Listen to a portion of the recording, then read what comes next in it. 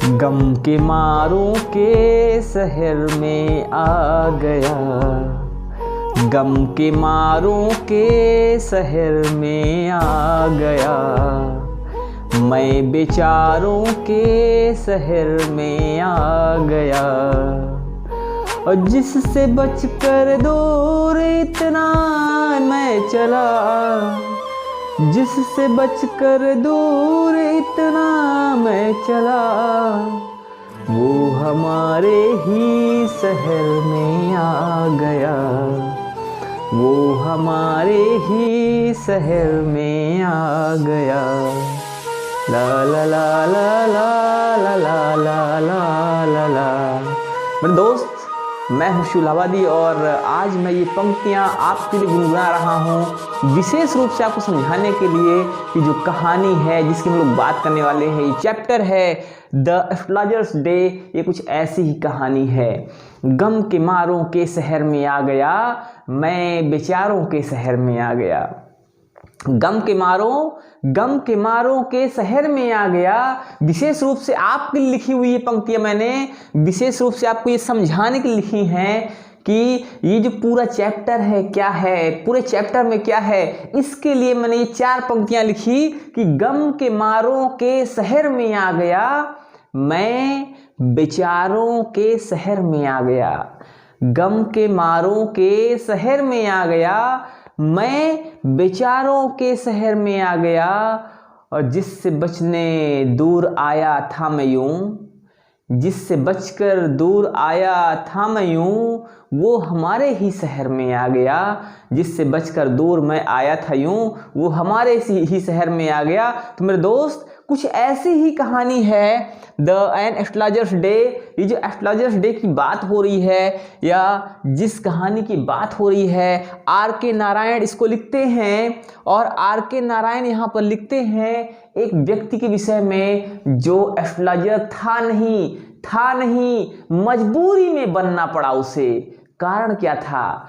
कारण था कि उसने अपने दोस्तों के साथ शराब पी। क्या किया उसने? अपने दोस्तों के साथ, ये जो एस्ट्रोलॉजर है ना, इसने अपने दोस्तों के साथ शराब पी। और दोस्तों के साथ शराब पीने के बाद होता क्या, अक्सर जब भी आप शराब पीते हैं दोस्तों के साथ, तो शराब का नशा इतना बुरा होता है कि दोस्ती जो है ना वो कब दुश्मनी में बदल जाती है आपको पता ही नहीं चलता। और कुछ वैसा ही होता है। यहाँ जो एस्ट्रोलॉजर होता है अपने दोस्तों के साथ शराब पीता है और उसमें एक जो व्यक्ति था उसका नाम था गुरु नायक। तो गुरु नायक के साथ शराब पीते पीते इसका झगड़ा होता है, किसी बात को लेकर झगड़ा होता है, झगड़ा बढ़ जाता है। और जब झगड़ा बढ़ता है तो उस झगड़े का अंत ये होता है कि जो एस्ट्रोलॉजर है इस व्यक्ति को चाकू घोंप देता है। ठीक है, क्या करता है? चाकू घोंप देता है और चाकू घोंप कर इसको कुएं में फेंक देता है। किसको? गुरु नायक को। गुरु नायक को कुएं में फेंक दिया गया। गुरु नायक मरणासन स्थिति में था। वो तो अच्छा हुआ, वो तो भला हो उन राहगीरों का जो वहां से चलते हुए जा रहे थे। उन्होंने आवाज सुनी, आवाज कुएं से आ रही थी। उन्होंने कुएं में झांका और देखते क्या है, एक व्यक्ति बिल्कुल मरने के कगार पर पड़ा हुआ है। उन्होंने किसी तरह इसको निकाला और निकालने के बाद इसकी दवा की गई, इसका इलाज करवाया गया और ये ठीक हो गया। तब से ये व्यक्ति इस एस्ट्रोलॉजर को ढूंढ रहा था जिसने इसे चाकू मारा था। ये गुरु नायक ही था जो उसको लगातार ढूंढ रहा था, जिसने उसको चाकू मारा था। और चाकू मारने के बाद ये ना चाहते हुए भी बिना किसी को बताए वो अपने घर से फरार हो गया, भाग गया और घर से अपने काफी दूर एक शहर में जाकर बस गया। कोई और काम था नहीं, कोई विशेष को जानकारी थी नहीं वहां पर करता क्या। तो वहां पर उसने क्या काम किया, वहां पर उसने सोचा कि वैसा करते हैं, यहाँ पर एस्ट्रोलॉजी का काम किया जाए, ज्योतिष का काम किया जाए। तो यहाँ पर जिस शहर में आया था उस शहर में आकर वो ज्योतिषी का काम करने लगा। एक अपने माथे पर बढ़िया सिंदूर उंदूर लगा लेता था और जो भस्म वगैरह होती, भस्म वगैरह लगा के और एक टर्बन बांध लेता था, पगड़ी बांध लेता था, और पगड़ी बांधने के बाद उसकी जो स्थिति होती थी, उसका जो लुक होता था बिल्कुल एक आकर्षक लुक में आ जाता था वो। और उस लुक के बाद जितने भी लोग वहाँ से ऐसी जगह पर बैठा होता था जहाँ से भीड़ भाड़ का कोई बहुत भीड़ भाड़ वाली प्रॉब्लम नहीं होती थी, वहाँ हमेशा लोगों का आना जाना लगा रहता था, लोगों की भीड़ हमेशा वहाँ जुटी रहती थी। तो इसलिए वहाँ पर जो भी लोग जा रहे होते थे या जो भी उसकी तरफ आकर्षित होते, जो उसके पास आके खड़े होते, उनसे वो बात करता था और बात करके उनको उनका भविष्य बताता था। हालांकि उसे खुद भी अपने भविष्य के विषय में पता नहीं था, क्योंकि उसको ज्योतिष की कोई जानकारी ही नहीं थी, लेकिन फिर भी वो दूसरों को भविष्य बताता था और उसके पैसे वो चार्ज करता था हर क्वेश्चन के हिसाब से। ऐसा ही होता था, हर दिन ऐसा होता था। तो एक दिन होता क्या है, दिन ढल चुका था और शाम का समय था। तो वहाँ पे लगभग सारे दुकानदार जा चुके थे और एक वहाँ पास में ही मूंगफली का विक्रेता होता था जो कि जाने ही वाला था, और वो उसने अपना सारा कुछ जो सामान वगैरह था उसको लेकर चल दिया था। और उसके जाने से इसको भी आहट मिल गई थी कि हाँ मुझे चलना चाहिए। लेकिन तभी एक व्यक्ति आता है और वहाँ पर खड़ा हो जाता है। ये अपना सामान बांध रहा था, ज्योतिषी अपना सामान बांध रहा था, तभी एक व्यक्ति आकर वहां पर खड़ा हो जाता है। इसको लगता है कोई कस्टमर आ गया, तो इसने उससे कहा कि भाई आ जाओ, आओ, मैं तुमको बता देता हूं, तुम्हारा भविष्य बता देता हूं, क्या जानना चाहते हो बताओ। वो जो आदमी था वो थोड़ा सा अटपटा सा स्वभाव उसका। इसने ज्योतिषी ने अपनी बात को दोबारा दोहरा दिया और वो जो है वो तुरंत अपना जो हाथ है इसकी नाक के नीचे कर देता है। लो बताओ, मेरे विषय में बताओ। लेकिन एक चीज ध्यान रखना कि चैलेंज करता हूं तुम्हें, अगर तुम सही सही ना बता पाए तो फिर तुम्हें क्या करना पड़ेगा, तुम्हें जो मेरे पैसे हैं ब्याज से ही तो वापस करना पड़ेगा। क्योंकि ज्योतिषी ने भी उससे कहा था कि मैं तुम्हें भविष्य बताऊंगा, लेकिन मैं आपके क्वेश्चंस के हिसाब से आपसे पैसे चार्ज करूंगा। उस आदमी ने कहा कि नहीं, आप अगर मुझे मेरा भविष्य बता देंगे या मैं जो जानना चाहता हूं, मैं जो बातें आपसे पूछना चाहता हूं, अगर आप मुझे सही से बता देंगे तो मैं आपको आपके हिसाब से जो भी उचित पैसे हैं वो वहाँ पर तय हो जाता है, वो मैं दूंगा। लेकिन अगर आप नहीं बता पाए तो मैं आपसे इतने पैसे ले लूँगा। ऐसी बातें वहाँ पर होती हैं और काफ़ी मोल भाव के बाद ये बात हो जाती। चलो ठीक है, अगर मैंने बता दिया तो मैं इतना दूंगा, मीन्स 8 आने की बात हुई थी वहाँ पे, ठीक है। लेकिन अगर नहीं बता पाया तो उसका मैं दूना पैसा वापस ले लूँगा। ये बात हुई उस व्यक्ति के द्वारा, मीन्स गुरुनायक के बीच और एस्ट्रोलॉजर के बीच। अब एस्ट्रोलॉजर जो है बताने के लिए तैयार हो गया, लेकिन तभी इस व्यक्ति ने क्या किया, गुरुनायक ने क्या किया, किसने अपनी चिलम जलाई और चिलम जला के उसको फूंक फूंक के अपना चिलम पीने लगा। तभी वहाँ पर होता क्या है, वहाँ पर एक जो कार वगैरह होती हैं उनकी भीड़ इकट्ठा होती है, भीड़ होती है क्राउड वगैरह की वजह से, और एक रोशनी आती है। हालांकि माचिस जब ये जलाता है तो भी इसकी झलक चेहरे की गुरुनायक के चेहरे की झलक एस्ट्रोलॉजर ने देख लिया था। मतलब जैसे ही इसने अपने चिलम को जलाने की कोशिश किया तो गुरुनायक की जो चेहरे की झलक है एस्ट्रोलॉजर को मिल गई थी। लेकिन जब वहाँ पर कार वगैरह की काफ़ी ज़्यादा भीड़ इकट्ठा हुई और उस भीड़ में जो रोशनी आती है, उस रोशनी में इसका जो चेहरा था उसको स्पष्ट समझ में आ गया।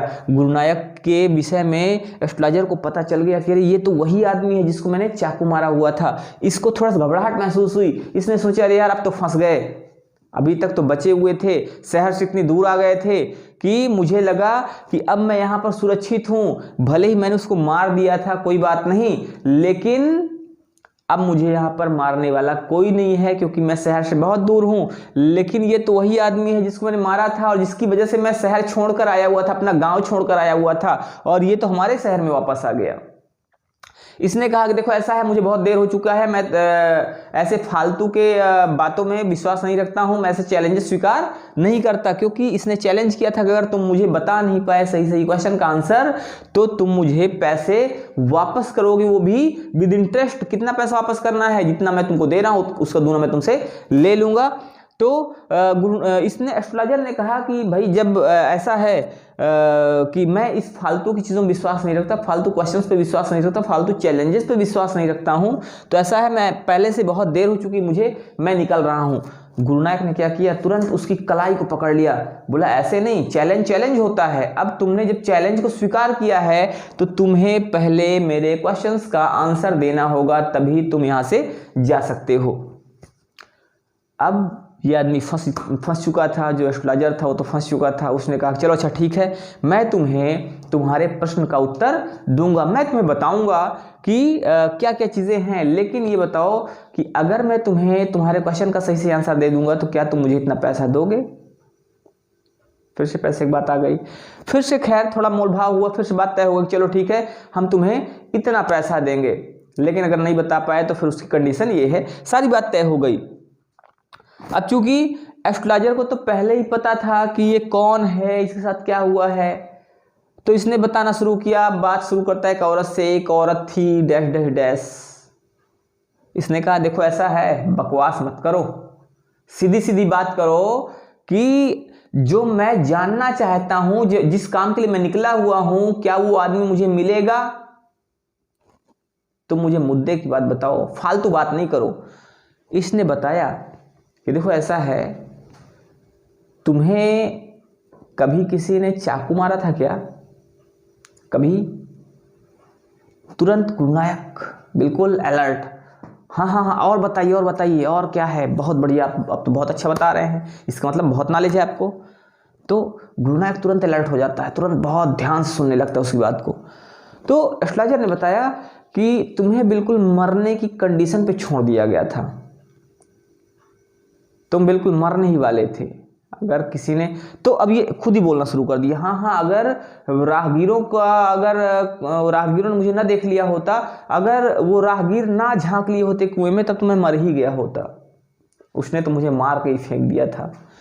तो एस्ट्रोलॉजर सारी बात बताता है, बेटा देखो ऐसा है कि तुम मरने की बिल्कुल कंडीशन में थे और तुम्हारे साथ ये हुआ, और तुम जब ऐसी कंडीशन में थे तो फिर ऐसा होता वैसा होता, मतलब सारी बातें बताता है। कौन, ये एस्ट्रोलॉजर बताता है। और साथ ही एक बात ये भी कह देता है, गुरु नायक पूछता है बताओ कि मैं उसको मिल पाऊंगा कि नहीं मिल पाऊंगा। तो एस्ट्रोलॉजर बोलता है हाँ, लेकिन अगले दुनिया में, जो दूसरी वाली दुनिया है जहां पर लोग मरने के बाद जाते हैं, तुम वहीं उससे मिल सकते हो। गुरु नायक ने पूछा क्यों। तो ज्योतिषी ने कहा कि देखो ऐसा है, क्योंकि वो इस दुनिया में है नहीं, अब वो मर चुका है। अगर वो इस दुनिया में होता तब तुमसे मिल सकते थे, लेकिन अभी कुछ महीने पहले, 4 महीने पहले उसका एक्सीडेंट हो गया है और वो एक गाड़ी में कुचल के मर गया है, इसलिए अब तुम उससे इस दुनिया में नहीं मिल सकते। और ध्यान रखो, आज के बाद इस दिशा में जिधर तुम आए हुए हो ना, इस दिशा में यात्रा मत करना, ठीक है, क्योंकि इस दिशा की यात्रा तुम्हारे लिए बहुत खतरनाक है, और अगर तुम इस दिशा की यात्रा नहीं करोगे तो तुम 100 साल तक जियोगे। वो आदमी बड़ा खुश हुआ, बोला चलो, जो वो आदमी जिस लायक था उसने मुझे मारा था, और कम से कम उसे मौत मिलनी चाहिए थी, और वो मर गया। अब मुझे ज़रूरत ही क्या है इधर आने की, मैं तो उसी को तलाश करने निकला था, मैं तो उसी की तलाश में आया हुआ था। और इस तरह से वो जो ज्योतिषी है इसको बताता है, इसका नाम भी लेता है गुरु नायक।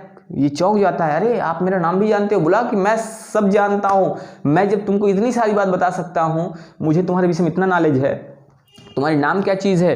तो ये सारी बातें करने के बाद जो गुरु नायक है वो मुट्ठी में अपने सिक्के लिए होता है, उसको देता है, और एस्ट्रोलॉजर जो है उसको लेता है और चला जाता है, घर में पहुँचता है और अपनी पत्नी को सारी बात बताता है और एक सुकून महसूस करता है। एक बात कहता है कि मुझे तो लगा था कि मैंने उसको मारा है और वो मर गया है, लेकिन आज बड़ा सुकून महसूस हुआ ये जान के कि नहीं, वो जिंदा है, वो मरा नहीं है। और इस तरह से कहानी जो है ये ख़त्म हो जाती है।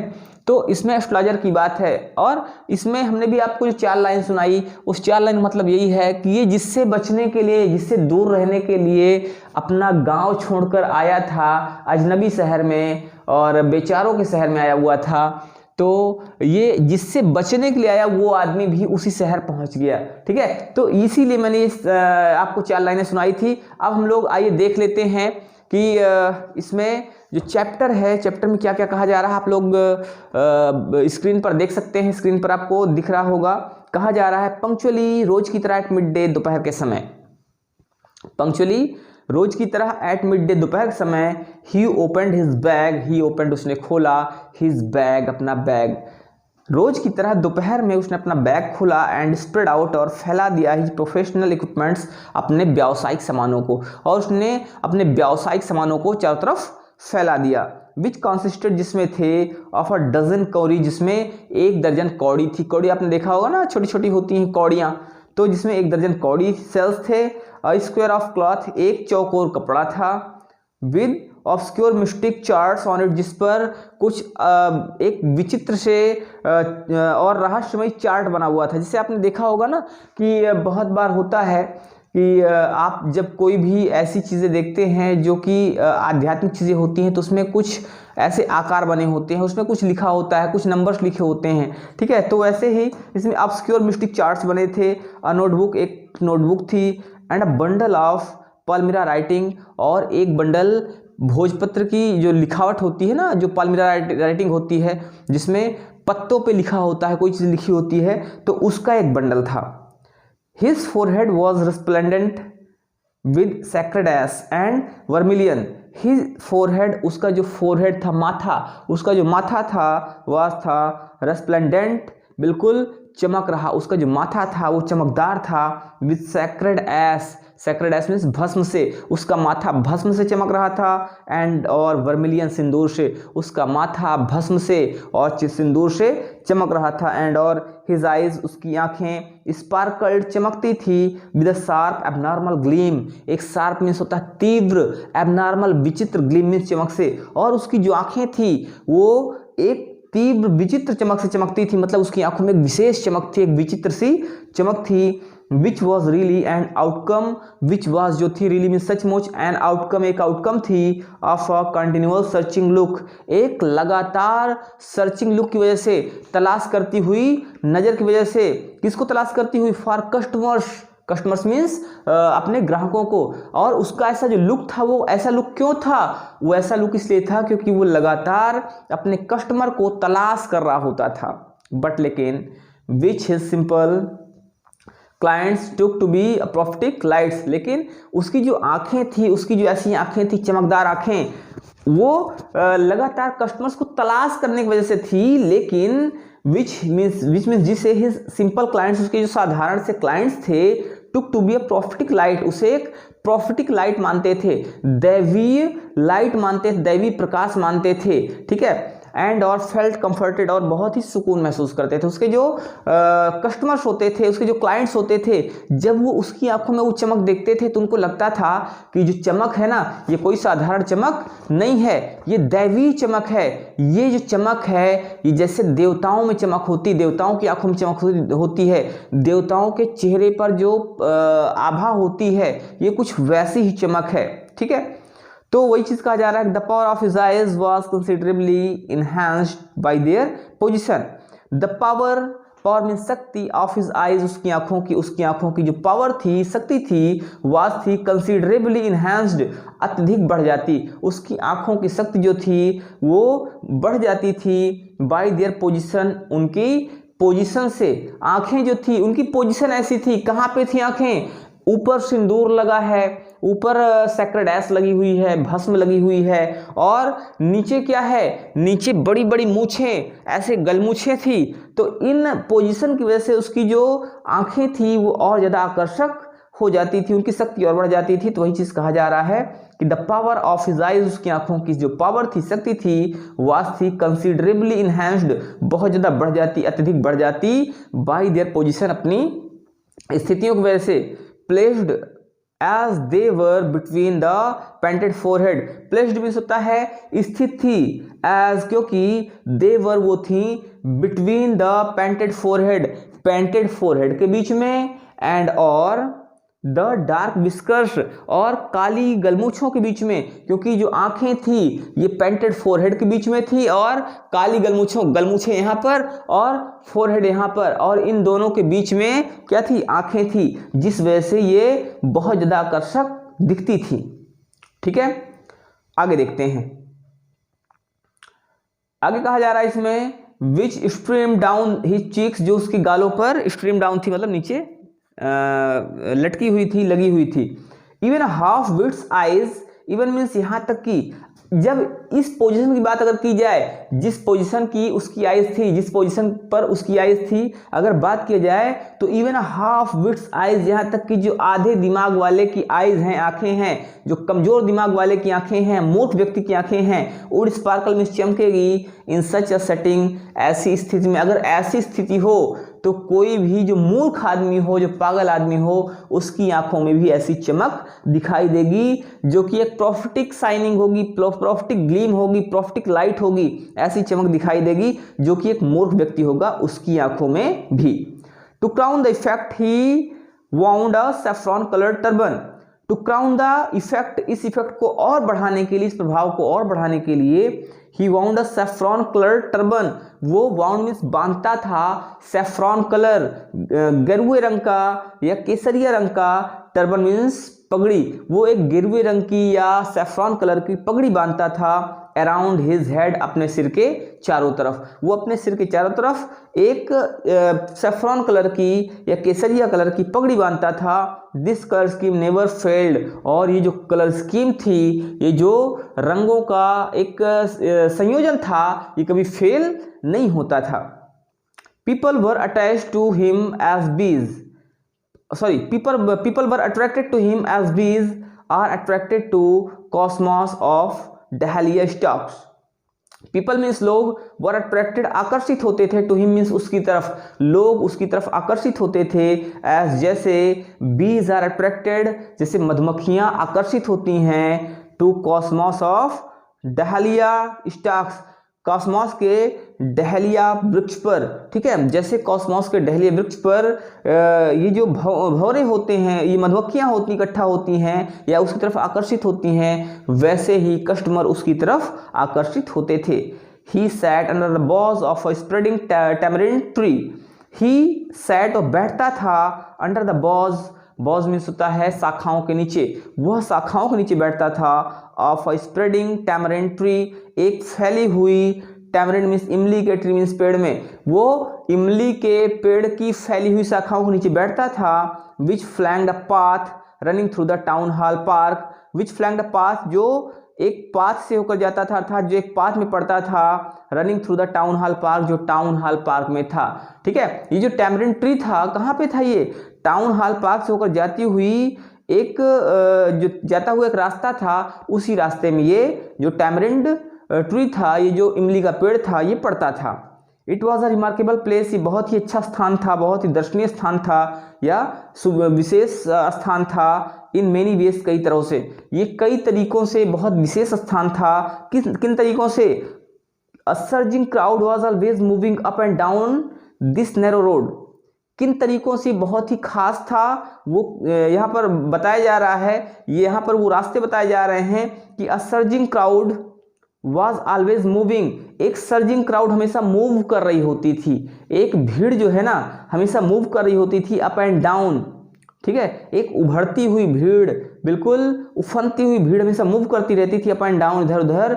दिस नैरो रोड, इस सकरी सी रोड के, इस सकरी सी रोड के आसपास इधर उधर हमेशा भीड़ बनी रहती थी। मॉर्निंग टिल नाइट, मॉर्निंग से लेकर नाइट तक, सुबह से लेकर शाम तक, रात तक, यहाँ पर हमेशा भीड़ बनी रहती थी। और a variety of trades and occupations was represented all along its way, a variety of trades, अनेक प्रकार के, ट्रेड्स मीन्स व्यापार, एंड ऑक्यूपेशंस, और जो व्यवसाय थे, वाज रिप्रेजेंटेड, वो रिप्रेजेंट होता था, ऑल अलॉन्ग इट्स वे, इसके पूरे रास्ते में, इसके पूरे रास्ते में तरह तरह के व्यापार और व्यवसाय देखने को मिलते थे। क्या क्या था उसमें, मेडिसिन सेलर्स, इसमें दवाई बेचने वाले होते थे, सेलर्स ऑफ स्टोलन हार्डवेयर, जो चुराए गए हार्डवेयर हैं उनको बेचने वाले होते थे, एंड जंक और कबाड़ बेचने वाले होते थे, मैजिशियंस जादूगर होते थे, एंड और एबव ऑल इन सब के अतिरिक्त an auctioneer of cheap cloth, सस्ते कपड़े वाला, एक नीलामी करने वाला होता था, ऑक्शन लगाने वाला होता था, who created enough din all day to attract the whole town, who created enough din, जो कि काफ़ी दिन क्रिएट करता था, काफ़ी आकर्षण क्रिएट करता था, ऑल डे मीन्स पूरे दिन, टू अट्रैक्ट मीन्स आकर्षित करने के लिए, द होल टाउन पूरे टाउन को, जो पूरे टाउन को आकर्षित करने के लिए क्या करता था, पूरे दिन लगातार भरसक कोशिश करता था, या भरसक आकर्षण क्रिएट करता था, जिससे कि लोग उसकी तरफ आकर्षित होते थे। नेक्स्ट टू हिम, उसके बाद इन वेसिफेरसनेस, ये शोर मचाने में, उसके अतिरिक्त वो जो सेलर था, चीप क्लॉथ का सेलर था, वो सबसे ज़्यादा शोर करता था, सबसे ज़्यादा लोगों को अट्रैक्ट करता था, लोगों की भीड़ को अट्रैक्ट करने की कोशिश करता था। और उसके बाद नेक्स्ट टू हिम मीन्स उसके बाद इन वेसिफेरसनेस, इस शोरगुल में केम अ वेंडर, एक विक्रेता होता था, ऑफ फ्राइड ग्राउंडनट, भुनी हुई मूंगफली का। उसके बाद अगर किसी का नंबर आता था, किसी का नाम आता था जो कि सबसे ज़्यादा शोरगुल कर सकता था, ये सबसे ज़्यादा कस्टमर्स को अट्रैक्ट करता था, तो वो एक ग्राउंड नट का विक्रेता था, भुनी हुई मूंगफली का विक्रेता था, जो फ्राइड ग्राउंड नट बेचता था। Who gave his ware a fancy name each day, who gave जो देता था, हिज वेयर अपने सामान को, अ फैंसी नेम एक बहुत ही सुंदर सा नाम, आकर्षक नाम, ईच डे प्रत्येक दिन, जो प्रतिदिन अपने सामान को बहुत ही सुंदर नाम देता था, एक नया आकर्षक नाम देता था। कैसा आकर्षक नाम, वो हर दिन एक नए नए नाम से उसको बुलाता था। जैसे किसी दिन क्या बोलता था, एक दिन वो बोलता था Bombay ice cream, calling it Bombay ice cream one day, एक दिन इसको बॉम्बे आइसक्रीम बोलता था, एंड और ऑन नेक्स्ट, और अगले दिन दिल्ली आलमंड, इसको दिल्ली का बादाम बोलता था। पहले दिन बम्बई की आइसक्रीम, दूसरे दिन दिल्ली का बादाम, एंड और ऑन द थर्ड, और तीसरे दिन राजास डेलिकेसी, राजा की मिठाई, राजा की मिठाई बोलता था इसको, एंड और सो ऑन, इस तरह से, एंड सो फोर्थ, और आगे भी। मतलब हर रोज एक नया नाम देता था, हर रोज, कभी राजा की मिठाई, कभी कुछ, कभी कुछ, ऐसे वो रोज एक नया नाम उसको देता रहता था। आगे कहा जा रहा है and people flock to him, and और पीपल मीन्स लोग, फ्लॉक्ड घेरे रहते थे, टू हिम मीन्स उसे, और लोग उसको घेरे रहते थे। A considerable portion of this crowd dallied before the astrologer too, a considerable portion, काफी हिस्सा, ऑफ दिस क्राउड, इस भीड़ का काफी हिस्सा, डैलीड मीन्स होता है इकट्ठा होता था, before the astrologer too, astrologer के सामने भी, इस भीड़ का काफी हिस्सा एस्ट्रोलॉजर के सामने भी इकट्ठा होता था। The astrologer transacted his business by the light of a flare, the astrologer, जो एस्ट्रोलॉजर था, ट्रांजैक्टेड हिज बिजनेस, अपने व्यापार को करता था, बाय द लाइट मीन्स रोशनी के द्वारा, ऑफ अ फ्लेयर, एक फ्लेयर मीन्स होता है लपट की, अग्नि की। तो जो ये एस्ट्रोलॉजर था, वो अपना कार्य जो है, अपना व्यापार एक आग की रोशनी में करता था, विच क्रैकल्ड, जो क्रैक करती रहती थी, क्रैकल्ड मीन्स क्रैक करती रहती थी, चिड़चिड़ाती रहती थी, एंड स्मोक्ड अप, और धुआं उठता रहता था, एबव द ग्राउंडनट हीप, ओ ग्राउंडनट हीप के एबव मीन्स ऊपर, नियर बाई पास में जो ग्राउंडनट हीप होता था, उससे ऊपर जो धुआं निकलता रहता था, और जो आग है वो कड़कड़ाती हुई जलती रहती थी, ठीक है। तो उसी की रोशनी में जो एस्ट्रोलॉजर होता था, अपना सारा व्यापार करता था। आगे कहा जा रहा है half the enchantment of the place was due to the fact that it did not have the benefit of municipal lighting. Half the enchantment, आधा आकर्षण, ऑफ द प्लेस मीन्स इस स्थान का आधा आकर्षण वास था, ड्यू टू द फैक्ट, इस वजह से, इस तथ्य की वजह से, दैट मीन्स की डिड नॉट हैव, इसको नहीं था, द बेनिफिट मीन्स लाभ, ऑफ म्यूनिसिपल लाइटिंग, जो म्यूनिसिपल लाइटिंग होती है, जो निगम की लाइटिंग होती है, तो उसका इसको कोई फायदा नहीं मिल रहा था। The place was lit up by shop lights, the place means जो स्थान था, वॉज लिट अप, वो जगमगाता था, बाई शॉप लाइट्स, दुकानों की लाइट से, जो स्थान था वो दुकानों की रोशनी से जगमगाता था। 1 or 2 हैड हिसिंग गैस। अच्छा, अब ये जो दुकानें थी, इनमें रोशनी का क्या इंतजाम था, इनमें रोशनी क्या व्यवस्था थी, वो बात बताई जा रही है कि 1 or 2 had hissing gas lights, 1 or 2, एक या दो के पास हैड मीन्स थी, hissing gas light, hissing means होता है फुफकारती हुई, गैस लाइट्स, गैस वाली लाइट, जिसमें आवाज आती रहती है, ऐसे आती रहती ना। पहले आपने देखा होगा पहले अच्छा जो लोग पुराने होंगे उनको पता होगा, अभी तो इस समय बंद हो गई है आने वाली ये लाइट्स आना। तो पहले जो लाइट्स होती थी ना गैस वाली, तो उसमें आवाज़ आती रहती थी। एक लाइट होती थी गैस वाली जिसमें मिट्टी का तेल भरा जाता था, कैरोसिन ऑयल, ठीक है। तो कैरोसिन ऑयल जलती थी, उसमें भी आवाज़ आती रहती थी। और उसके अलावा एक सिलेंडर आता था, अभी भी आता है, वो तो गांव में यूज़ होता है। तो सिलेंडर होता था एलपीजी गैस वाला, 5 लीटर का, 5 किलोग्राम का। तो उसमें 5 किलोग्राम गैस भरी जाती थी और उसमें गैस जलाई जाती थी जब, तो उसमें भी आवाज़ आया करती थी। तो वही चीज़ यहाँ पर बताया जा रहा है कि कहा जा रहा है 1 और 2, एक या दो के पास हैड थी हिसिंग गैस लाइट्स।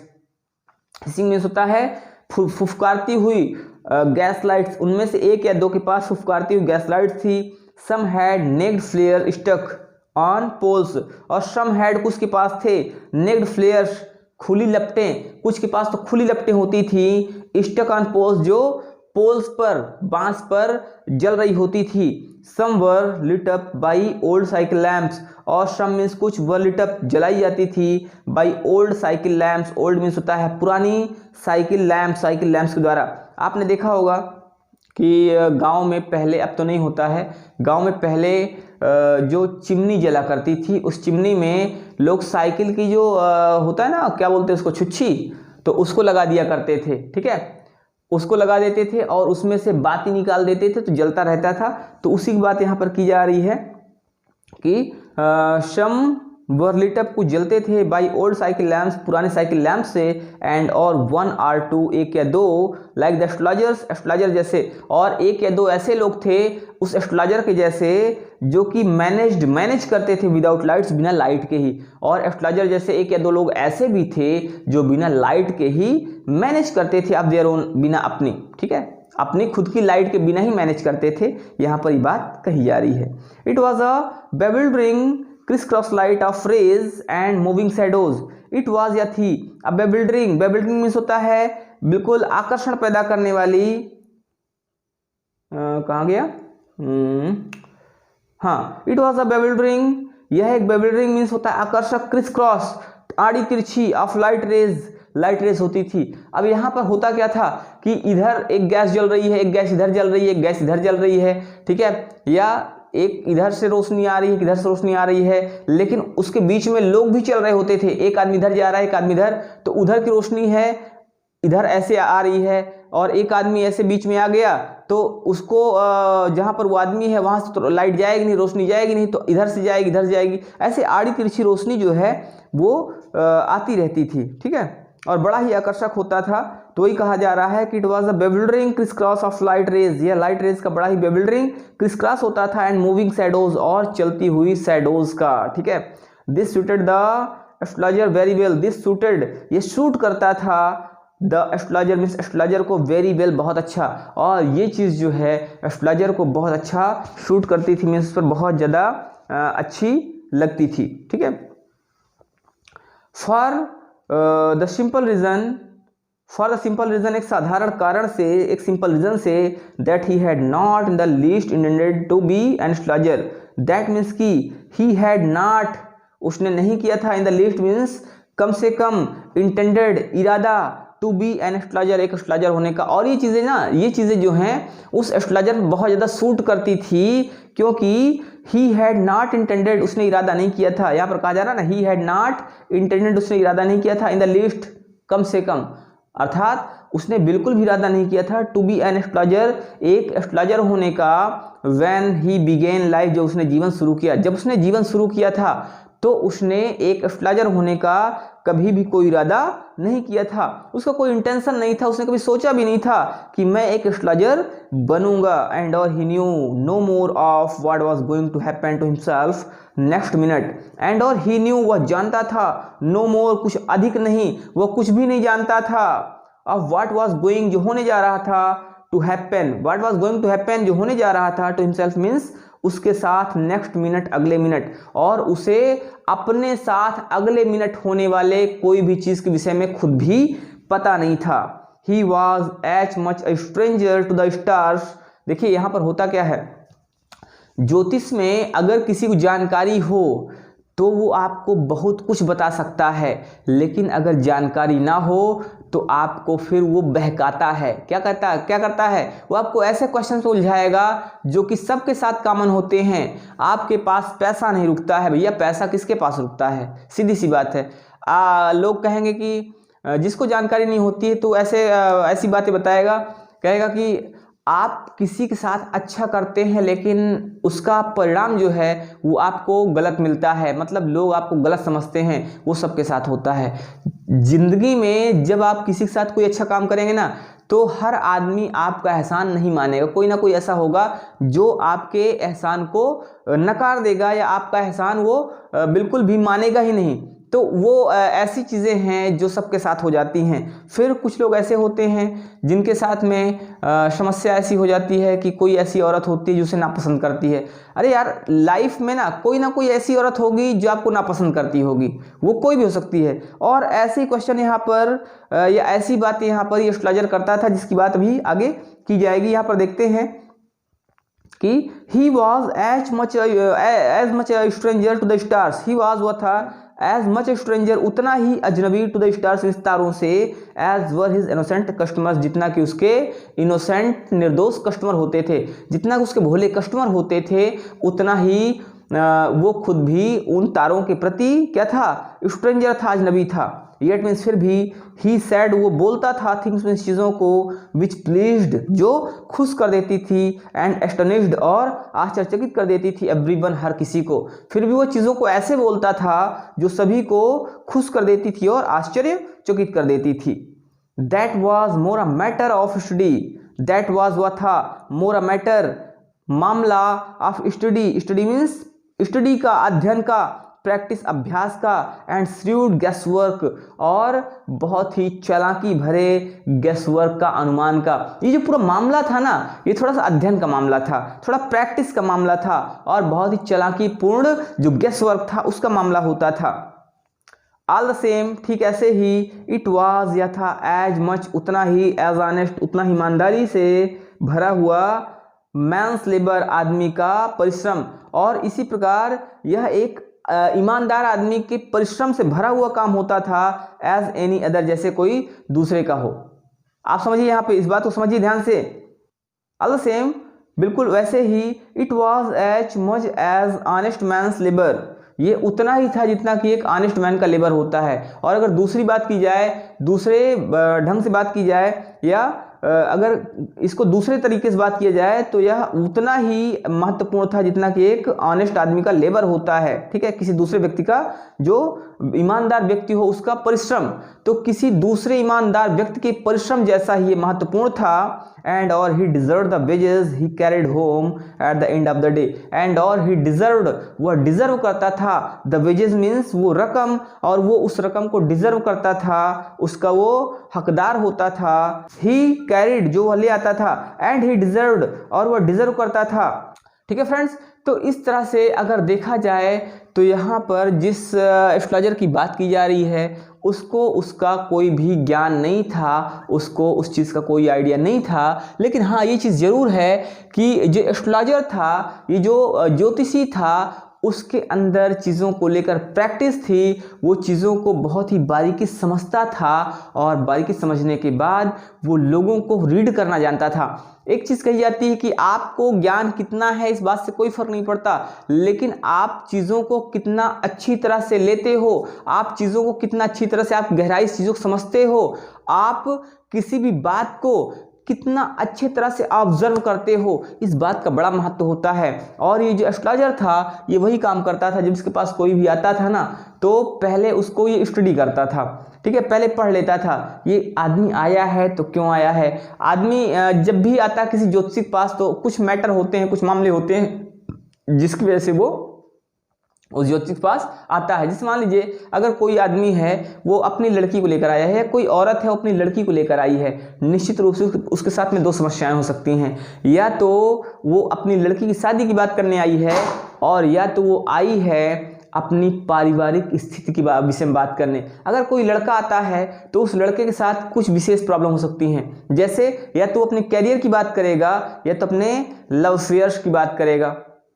ठीक है, और अगर लड़के की उम्र ज़्यादा है, मतलब अगर लड़का है थोड़ा सा ज़्यादा उसकी उम्र हो रही है, तो हो सकता है वो शादी की बात करे और अपने कैरियर की बात करे। तो कुछ ऐसे जनरल चीज़ें हैं ऐसी जो कि अगर आदमी थोड़ा सा जानकार है या उसको स्टडी करना आता है, ऑब्जर्व करना आता है चीज़ों को, तो बहुत ही आसानी से वो लोगों को स्टडी करके और उनकी हर बात का जवाब दे सकता है। और ये जो ज्योतिषी था कुछ ऐसा ही था, इसको चीज़ों का आइडिया हो गया था कि हमें क्या क्या बताना है, क्या बात करना है। और ये जो ज्योतिषी था इसकी आदत थी कि लोगों को कुछ बताने से पहले कम से कम 10 मिनट तक उसको सुनता था और उस 10 मिनट के दौरान ये सारे कंक्लूजन ड्रा कर लेता था कि आखिर ये मामला क्या है, ये आदमी किस लिए हमारे पास आया, और उस हिसाब से सारी चीज़ें उसको बता देता था। तो फ्रेंड्स, ऐसी कहानी है, हम लोग कंटिन्यू करेंगे इसको नेक्स्ट क्लास में। मिलते हैं फिर से आगे कहानी के साथ, तब तक के लिए आप सभी को जय हिंद, जय भारत।